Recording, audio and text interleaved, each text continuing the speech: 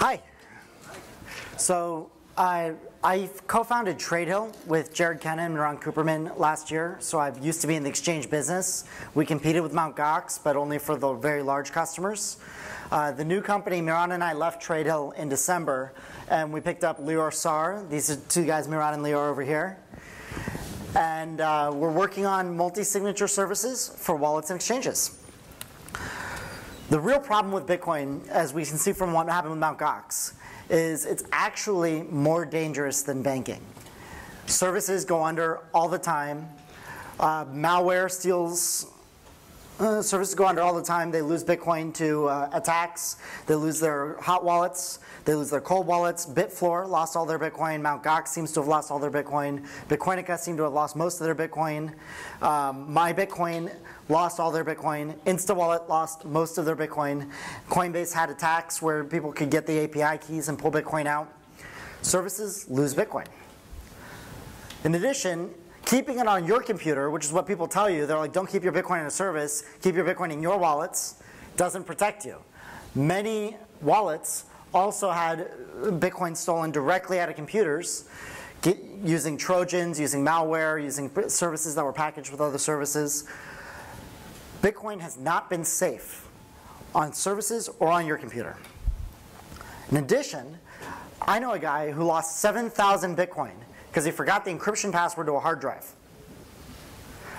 This is a big problem. A lot of people have it. They lose their passwords. They lose their passwords to their encrypted wallet.dat files. They lose their passwords to their encrypted Electrum.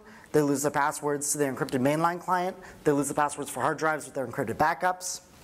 It happens all the time. You see it in the news all the time.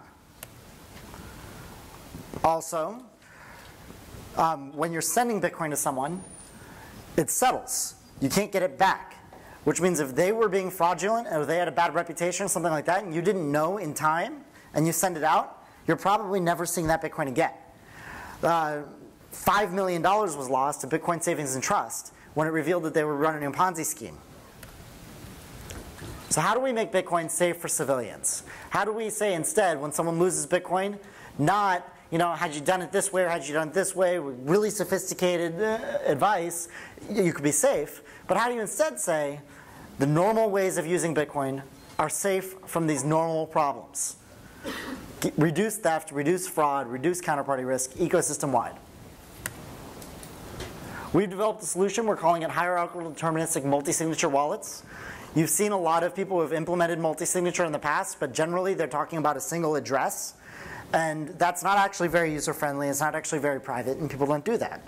So we've developed a system where you can use an entire wallet with many, many addresses, and they all have the same multi-signature relationship between 3 computers. We've also developed a service that holds one of these keychains that decides when to countersign based on things like how big is the transaction, does the payee have a reputation, what's your normal transaction volume, things like that. And then we'll make a decision as to whether to provide the second signature. So your wallet provides the first, and we can countersign transactions like the second signature on a check. I'd like to show you guys a demo. This is a fork of Electrum. We implemented an Electrum in, what was it, 8 days? And we can implement it in any wallet and any exchange to do the same thing. I'm going to create a new wallet.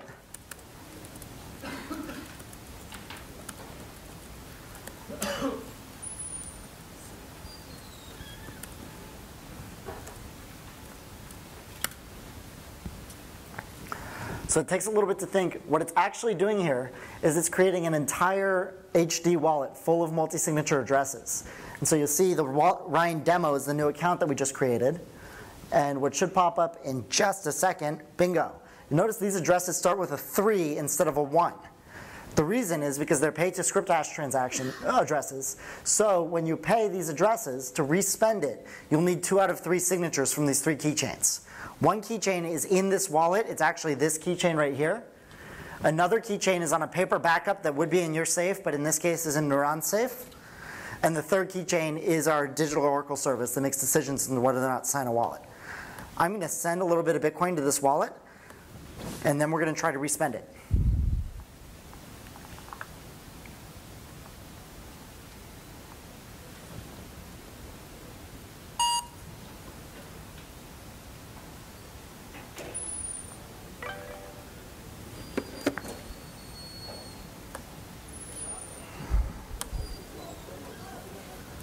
So here we have some Bitcoin in this wallet now, and we're going to send it back. And you'll notice, because we're sending it all back, this transaction is kind of a risky transaction because it's emptying the entire wallet.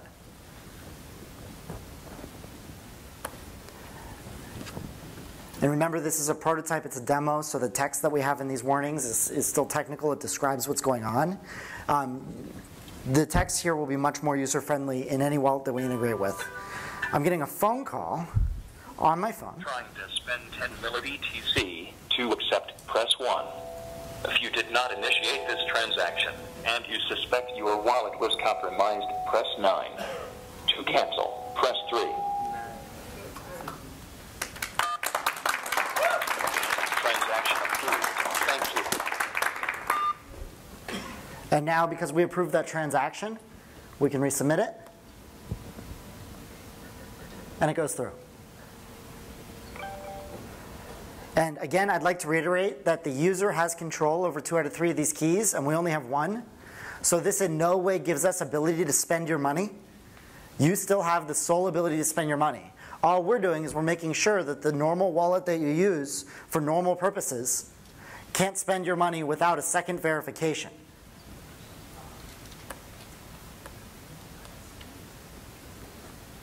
And how we do that, I'm going to get back to the presentation, is we do risk management. Every transaction gets a risk score. This is the same thing your bank does for your credit card and your debit card. Low risk transactions, for example, would be maybe a $10 transaction to a BitPay merchant. That's pretty easy to believe it's legitimate. That transaction would just be countersigned and broadcast immediately. Any wallet that uses us would be no slower than a normal Bitcoin wallet in that scenario. Medium risk transactions are substantially larger transactions or transactions to an unknown payee or things like that. That's when we'll call you or we'll email you or we need an OTP. So we know it's not just your wallet trying to do this, it's actually you as a human. And then high risk transactions, if we believe your wallet is stolen. You know, your normal transaction's a $10 transaction here, a $100 transaction there, but this is trying to bring all $10,000 out of your wallet. In those cases, we do the exact same thing your bank does when you try to use your debit card to empty your account in a strip club in Vegas. We'll shut down the account, we'll email you and call you everywhere we can reach you, and we'll try to figure out what the hell is going on. It's the exact same thing your bank does. We've also been thinking about BIP70 and the thing that BitPay has been working on, so that the invoices actually say who the merchant is and provide the ability to do refunds and things like that. We want to collect that information about who you're paying so that over time we can learn about the payees, especially the merchants, and we can develop reputation scores.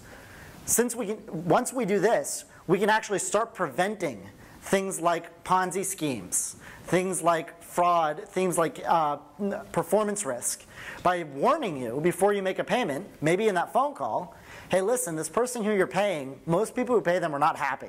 Are you sure you want to do this? Which is pretty cool. And finally, and this is to me the favorite thing, how many of you have forgotten a password to a blockchain.info wallet? That guy has, these guys have, I have. Be honest. That money's gone. You're never getting it back. I've got backups to bring it back if I remember the password. If you forget the passwords that encrypt your keys in this wallet, it's important to realize the other 2 keys still exist. Corp still has a key, and you've got your recovery key in your safe. So even if your wallet becomes irrevocably lost, your Bitcoin is still recoverable. And we would just treat that as a high-risk transaction. We'd contact you everywhere saying, hey, listen, you're trying to move your coins to a new wallet. You're trying to do it with your recovery key. We'll wait a day, and then we'll do it. So you don't even have to worry about losing the wallets or losing the backups in this scenario, so long as you keep your recovery keys, which would probably be a paper wallet. Here's our website. We're up now. You can actually see we've released a white paper about this technology. If you've got a wallet service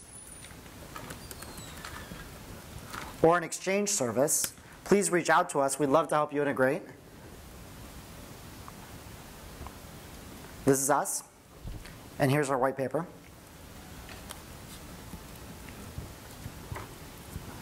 And here's the email address you can reach us, and here's my phone number.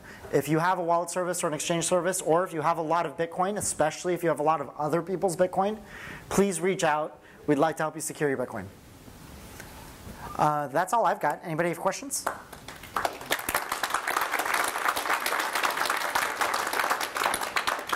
Do we have a question microphone? Yes, we do. Cool. And you still have a little more time, but Well, you're just fast and efficient, aren't you? Yeah, I think the questions will be more interesting than the talk. You know, the talk is very basic. It's possible to do multisig in your wallets. You should. Absolutely. Good point. Hi, I'm Marnie Melrose. This is actually more of a comment and an idea as a result of looking at what you were looking at. So I was thinking about the way that banks could still serve us, right? One of the ways that they could serve us is by securing our paper wallets, right? But when you think about, oh, the IRS can go in there and they can have a look whenever they want, and so can Homeland Security now. And yes, you could put a security strip over the top of that, but then you could get X-rays to look at the key, right? This would be a countermeasure to that, right? So that if a bad person that's maybe you know, somebody from the IRS or somebody from Homeland Security needs to have a look. Needs to have, their employees need to have a look in your safety deposit box, right? Even if they got it. This would be a hedge against that, because even if like a bad guy who worked for them, you know, they're all good guys. Even if steals anything from the lawyer. Exactly, right? So this would be a hedge against that in a sense, yes? So the recovery wallet, the paper wallet that you use to make sure that you can always spend these coins even without us, it doesn't need to be stored unencrypted. You can encrypt it with BIP38 the same way you can encrypt normal Bitcoin wallets. So But I'm just saying if it was paper. Yeah, so we actually do advocate for the recovery wallet. You should store it in paper. And a bank safety deposit box is a pretty good place to store it. I like bank safety deposit boxes, 1, because they're locked, 2, because they're guarded, and 3, because they're access restricted. They actually do have to write down, they're legally required to write down the name of the people who access it and to check the name against the whitelist. And so for law enforcement to access it, they do need a warrant. And even if they do access it, if they don't know the passphrase to decrypt the recovery wallet, it's not going to be very useful to them if you use BIP38. You could just do an unencrypted recovery wallet to make sure you can always access it. But yeah, I very actually strongly suggest keeping your recovery wallet, the paper wallet that you can use to countersign transactions yourself without us, keeping it in a safe deposit box. It's a very good place to keep it. Thank you. Next question. I'm actually going to start a queue at right here, because it just sounds like there's so many questions, and you're the closest, right, Andreas? Thank you. Ryan, quick question for you. Can you describe the scenario where your service is compromised, your service goes out of business, or your service is served with a subpoena and a gag order at the same time? I understand that's not a problem. So can you describe how that works? So it's important to realize that we only have this one keychain. You need 2 out of 3 of these keychains to spend the money at all. And when you create your wallet, you actually get to choose. And let me go back to account creation real fast. You get to choose what you disclose to us. The email can be blank, or it can be filled in with a webmail client. The phone number is also optional. You can actually get a lot of the value of our service without disclosing any private information at all, just by using Google Authenticator or another OTP application to set an OTP. Then you can be sure that they'll need 2 ways to access it to verify a transaction, but you actually haven't told us who you are at all. All you've told us is, I'm going to use this OTP with this wallet. So at any given time, the only thing you're really risking with us is we can share, if ordered to, the information you voluntarily gave us in this form, which we have no required fields for, and the information about transactions that we've already signed. That's it. That's all the information we have. And not only is that all the information we have, we deliberately have no ability to spend your money, and we never will have ability to spend your money. So if we're ordered to spend your money, all we can really reply with is a copy of our white paper explaining how that's impossible.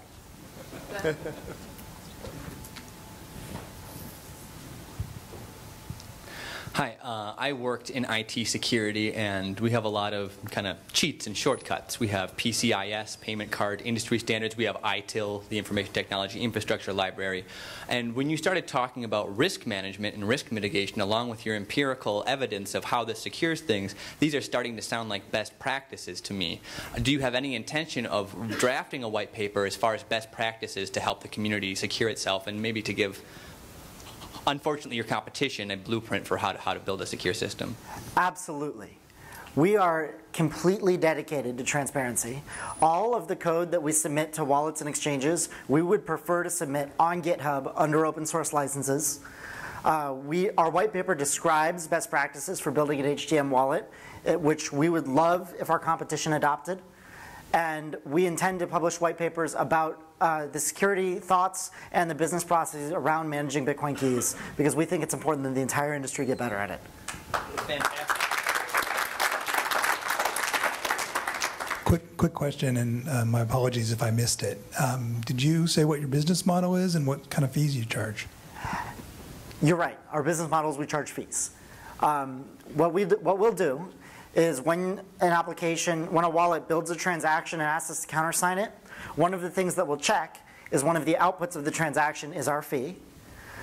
We're still working internally on the business models for the fees, but one thing that we're going to commit to is no matter what the size of the transaction, the fee will never exceed $1. And we're thinking about probably for transactions under $1,000, we'll want the fee to be maybe 0.1% of the transaction. So the fee on a $10 transaction would be a penny. How are you going to spend all that dust? Well, because the fee is just an output on the transaction and not an extra transaction, it'll be part of your larger transaction to a third party. So the dust will collect in our wallets until it becomes real money. And then we'll spend the real money on growing and hiring engineers and bringing more people into Bitcoin. Superman 3. Any more questions? Anyone?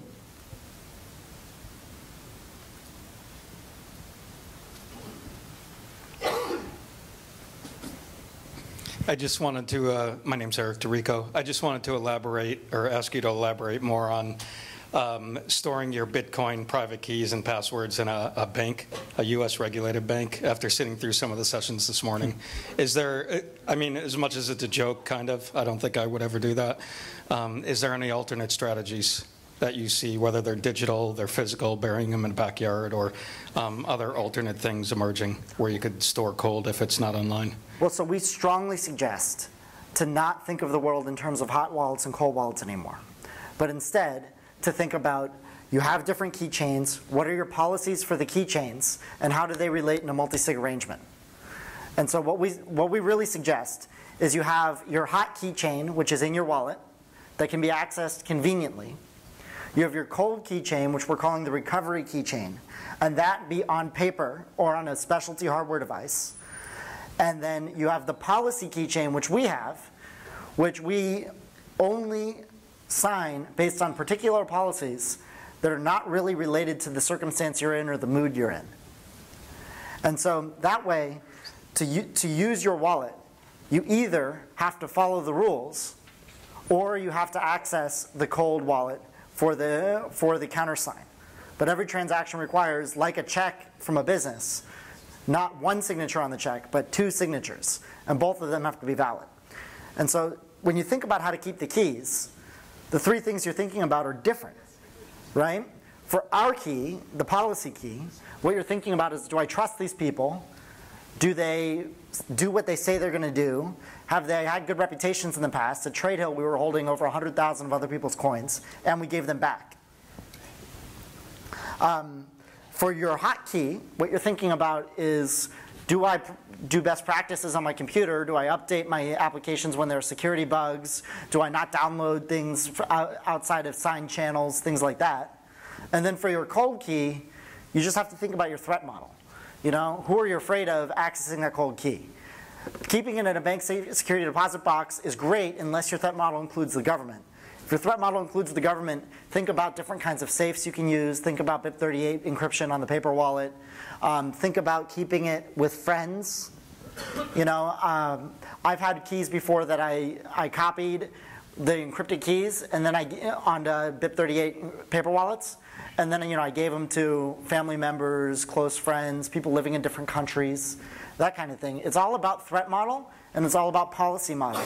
And I do not think you should have just a wallet that has one set of keys that doesn't do multisig with one policy model, because if they figure it out, they'll figure out ways to compromise it. What you should have instead is 3 keychains with different policy models that have to interact to spend the money. Just a couple of comments to follow up on that.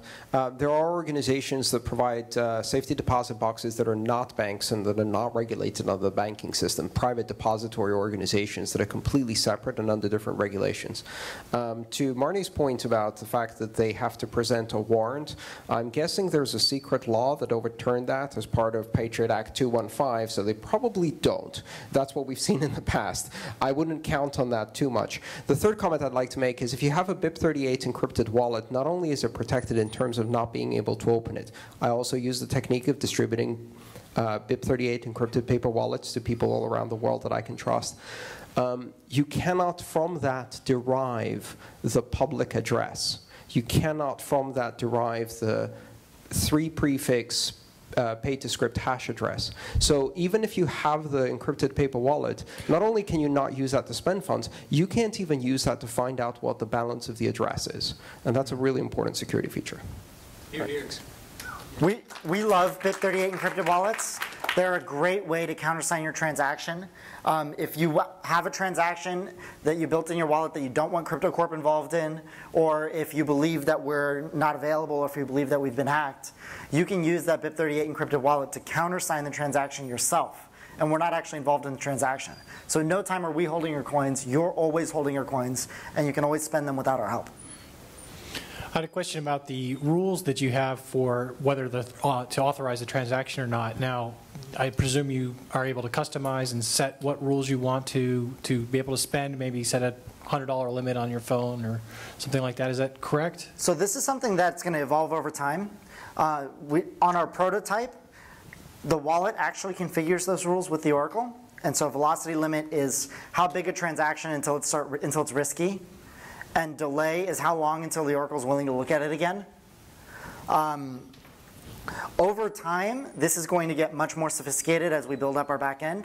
And we're going to start dynamically adapting those limits based on a wallet's particular pattern in the same way that banks do with credit cards and debit cards. But yes, we're always going to offer the user ability to have stricter controls than the default would be.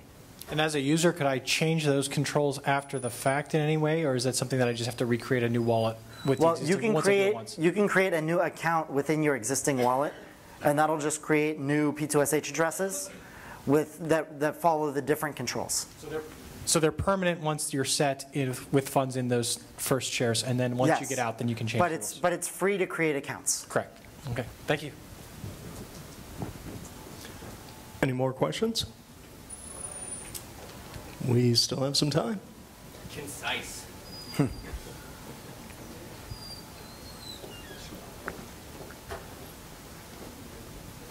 Do you have any plans on ensuring the transactions that you're countersigning?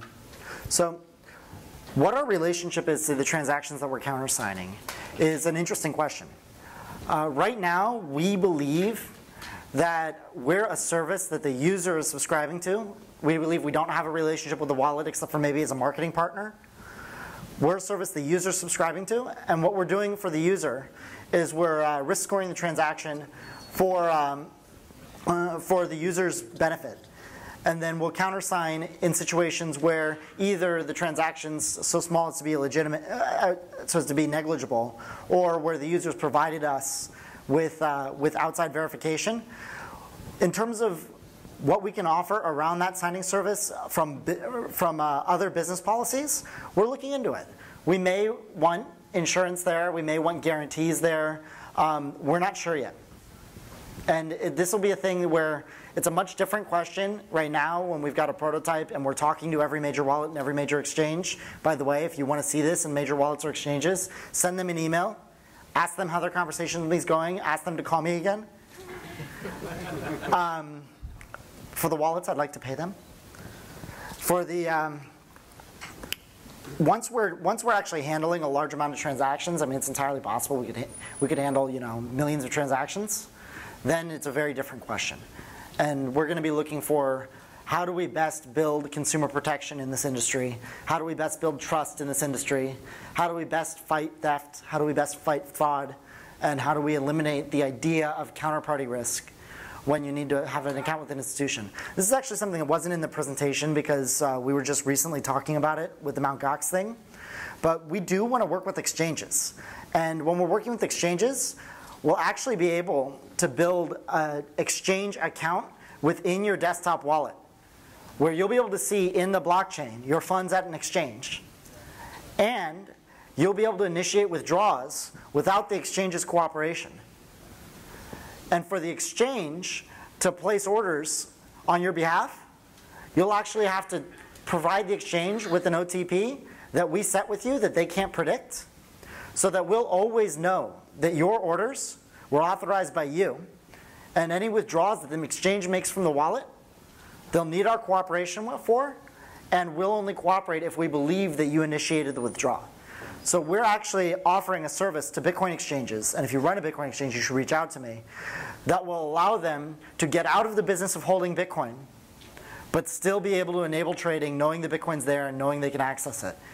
So the users will get back into being able to trust that their Bitcoin is there, being able to see it in their wallet, being able to spend it from their wallet for every Bitcoin exchange. And this is something we're very excited about. That's really cool. Really cool. Hi, I'm Jonathan Lieberman from the cash business, and forgive me, I'm getting over laryngitis. But how do you guys handle the transport of the keychain from the wallet to you guys and safeguard it once you've got it? So we actually are only exchanging the extended public keychains. The private keys never go over the network. The private keys for your wallet stay on your computer. The private key for your paper wallet stays on the paper wallet and is actually never typed into the computer until you want to use it to countersign. And our private key we never send you.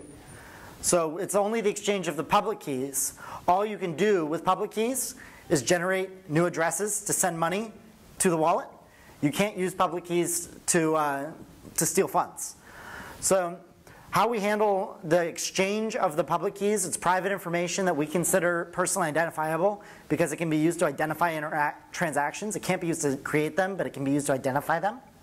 So we do industry best practices, like using SSL for that connection where we're creating the new account. And when we store it, we use best practices for storing. And we're going to be releasing white papers about what we believe best practices are for holding personally identifiable information in a Bitcoin setting. Thank you. So this term multi-signatures, I'm hearing it a lot lately. And I'm wondering, is this something that are we now invoking part of the native protocol of Bitcoin that has not been used before? So where did it come from, I guess? Multi-signature was actually proposed very early on. To extend the Bitcoin protocol, you make a proposal called a Bitcoin Improvement Proposal, BIP. And these are how new standards in the Bitcoin community are made. If you search for BIP 16 and BIP 17, these are the proposals for pay to script hash, which is what multi-signature is based on. And they're part of the standard protocol now. Many mining pools will mine multi-signature transactions and will include them in the blockchain. In fact, if you notice, these transactions aren't in the blockchain yet. There must not have been a new block yet. But these will make it into the blockchain. We paid a fee. And that's actually checked by the miner at transaction verification. So this multi-signature is not enforced in software here or in software at our service even. It's enforced by the mining network on a transaction-specific basis, which is pretty cool. So, but I think you've explained this several times. I'm just not quite getting it yet. This is not available to the average person yet. We have to wait for wallets to come out that use these features, right? Yeah. This is not in most mainstream wallets. Okay. And we are talking to every major wallet. We're talking to all the top 10. And we would like to make every major wallet an HDM wallet so that you can use this functionality and create these addresses in every major wallet. Hi, this is Bilal. Question is with regards to hardware wallets. So like Trezor and any other hardware wallets, what's your integration point and timeline in terms of integration with hardware wallets itself? I love hardware wallets. I think they're very interesting. Trezor has implemented BIP32, which is what we use for HD wallets. So the integration is already possible. We would love for the Trezor wallet to either be the core wallet that does the normal structuring of transactions, which would be cool, or even one of the things we're thinking about for the Trezor wallet is it could be the recovery wallet. Instead of your recovery wallet being a piece of paper that's BIP38 encrypted, instead your recovery wallet could be the Trezor. So you normally spend with your computer or with your phone, but when you need to countersign a transaction without us, or when you need to recover your wallet, you can use the Trezor to do so. Sure. So basically, I guess the question was in terms of, do you see that one Trezor wallet or three Trezor wallet to implement one of the solutions that you have given, like when you have a multisig? Yes. Yeah. The Trezor wallet can be used as one of the three keychains. Okay. Okay. Perfect. Thank you.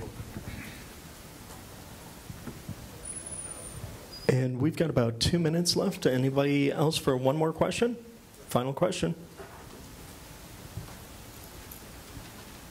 Okay. If you have a favorite wallet or if you have an account at a favorite exchange, please write them an email. Say, we would like to be able to have this wallet be multi-signature. And Crypto Corp is willing to contribute open source software to you to make that happen for free. And Crypto Corp may be interested in a marketing partnership. Thank you so much.